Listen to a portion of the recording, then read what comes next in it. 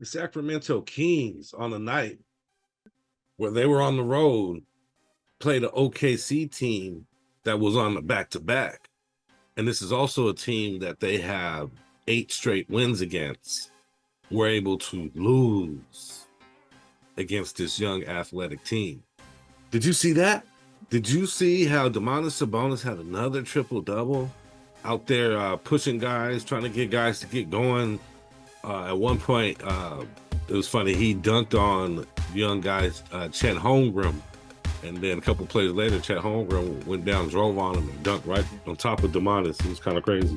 This game just kind of felt like the young guys were kind of teaching the old guys how they should be playing. In Oklahoma City, the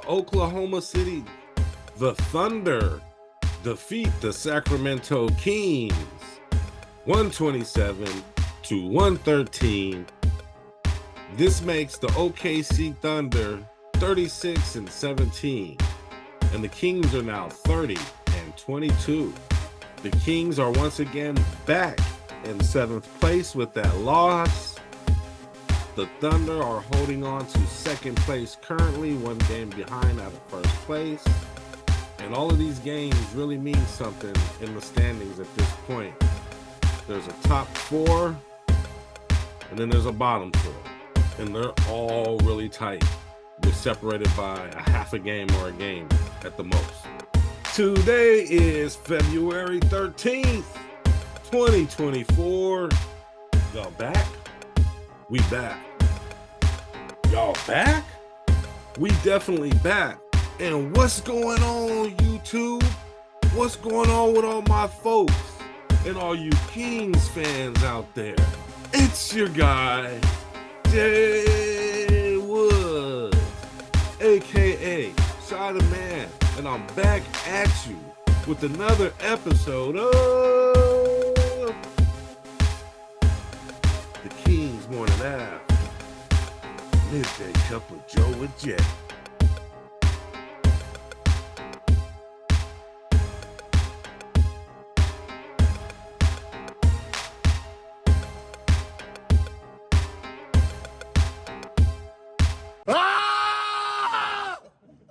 I love it. Yeah, still using the Cat Dad cup. Just poured a fresh cup of Joe, so it's nice and hot. Amped up, ready to go. And you know what day it is. It's Taco Tuesday. Yeah.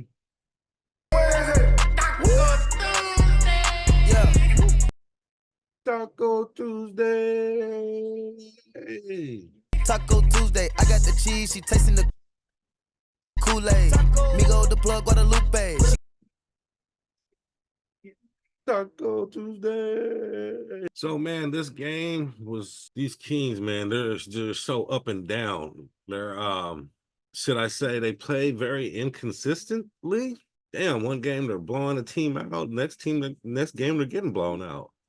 One day they're beating a team we think they should have a hard time against, and the next day they're losing to a team that we think they should beat. This version of the Kings is really hard to figure out. You don't know what they're going to do on any given night.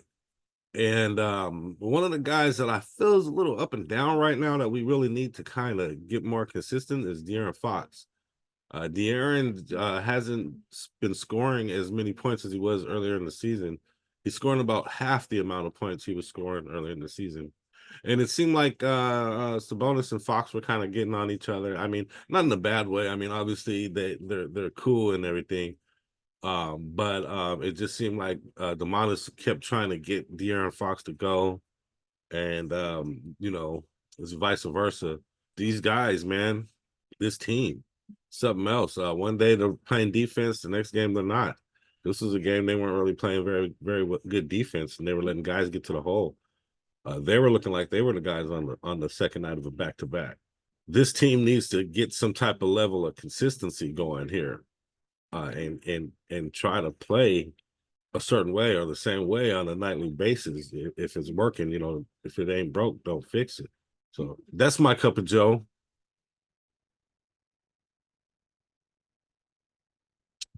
One creamer, no sugar. Some quick stats. So the other night, the Thunder leading scorer was Shea Gilgeous-Alexander with 38 points. Jalen Williams with a big 32 points. Top rebounder was Luguentz Dort with 9, who also pitched in with 17 points. Jalen Williams pitched in with 9 assists on the night. Shea Gilgeous-Alexander had 7 assists.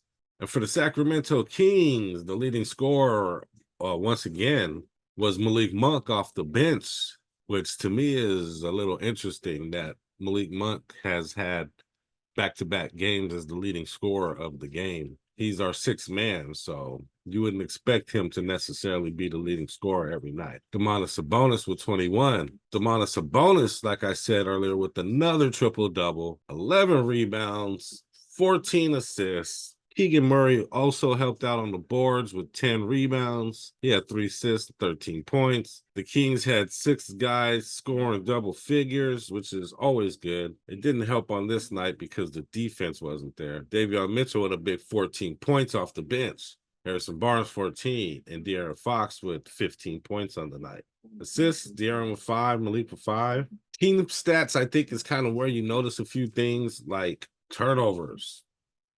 18 turnovers to 9 by the younger team. OKC had 54 points in the paint, Kings 44. And the Kings, with some not so great free throw shooting, 70% from the line. And obviously, OKC was on fire, shooting 48% from 3-point range. Eye test. Yeah, eye test.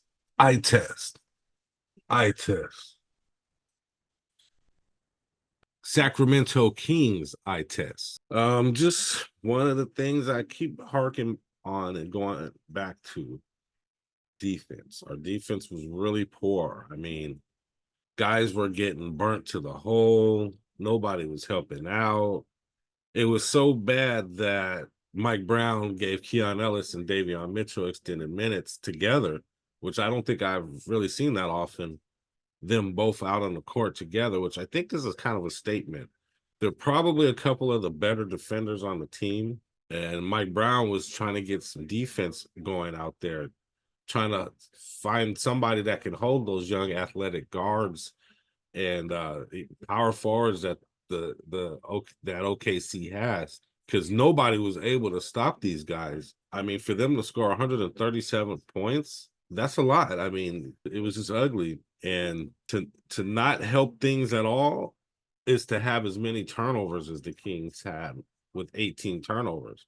I mean, 18 turnovers, you're not hitting your free throws, and you're just letting guys come to the rack like it's nothing. And the things that the Kings were doing in this game were just not conducive to a winning game, or even a winning spirit, or even a winning team.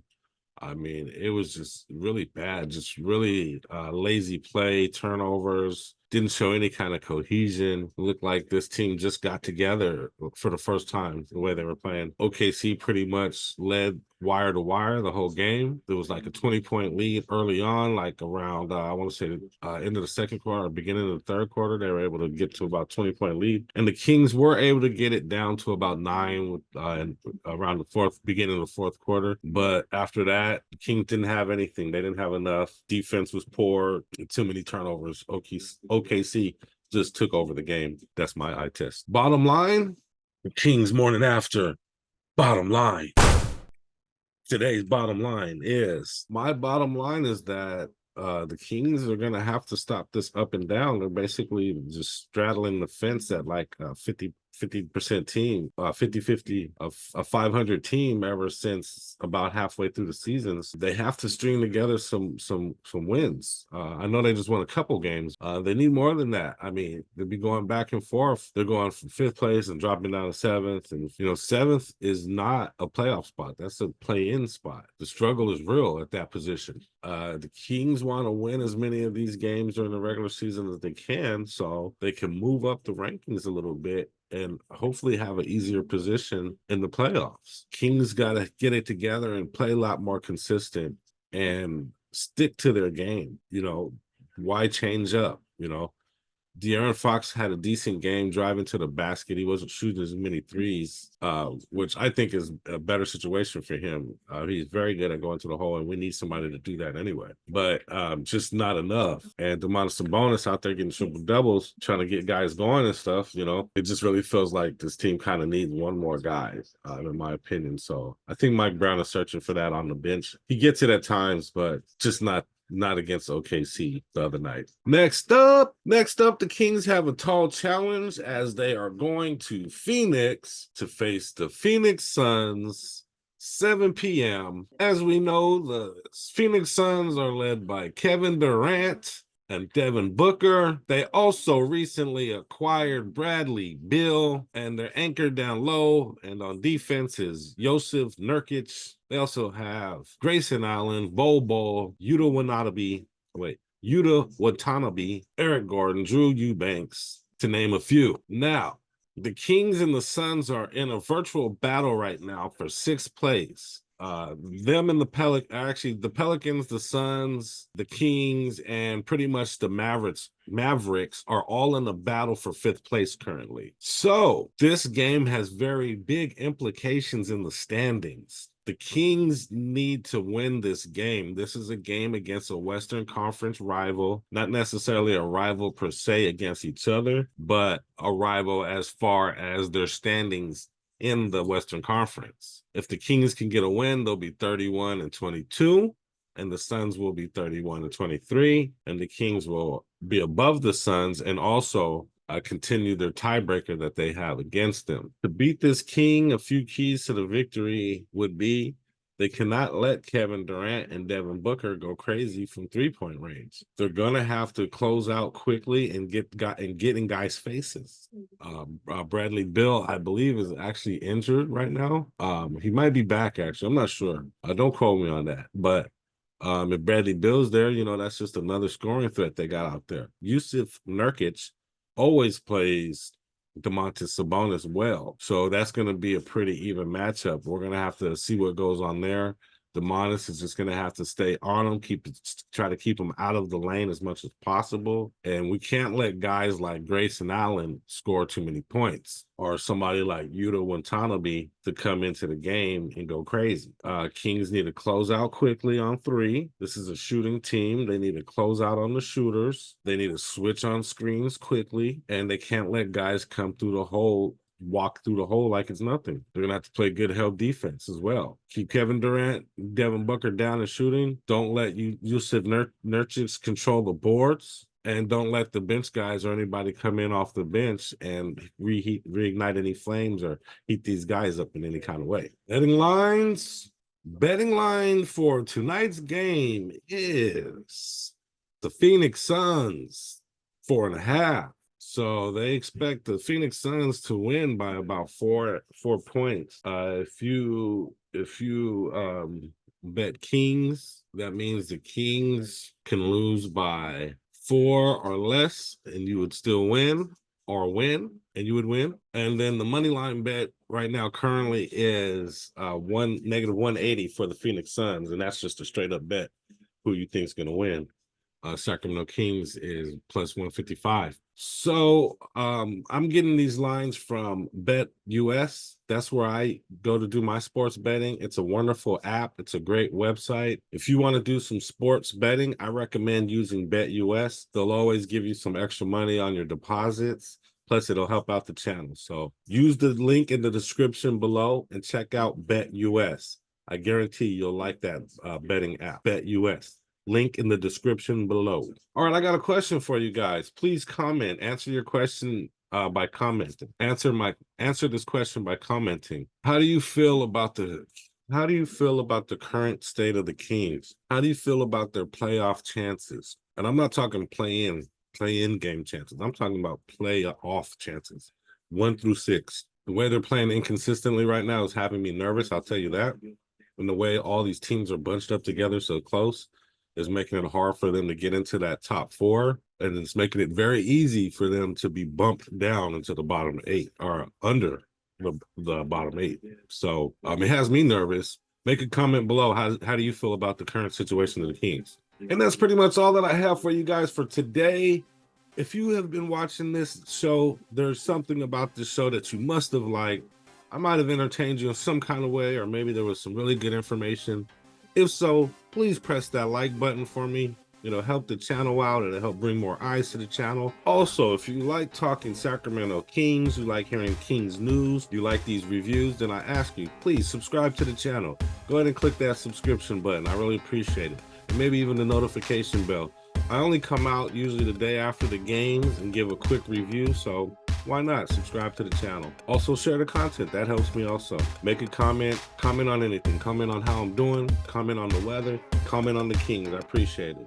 And if you make a comment before I make my next video, I'll post your comment on the video as I've done in the past. So once again, please like, subscribe, share, and comment. And my motivational quote for today is pretty simple. I learned it as a young kid in the streets of Sac, listening to the OGs and the guys that had the good advice. And it goes like this: don't talk about it, be about it. And I think you understand what that means. Don't talk about it, be about it. Don't just talk. Don't just think, don't just read, don't just learn. At some point, you gotta apply that stuff. Don't just tell me what you're gonna do, show me what you're gonna do, show me what you're doing. In other words, don't talk about it, go get to doing it. And that's my motivational quote of the day.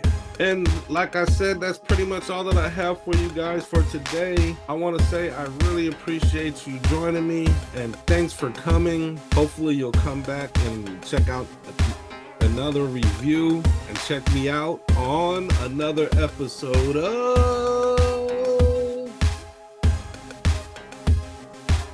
The King's Morning After, Midday Cup of Joe with Jay. But anyway, I'm out. But before you go, check out these moves.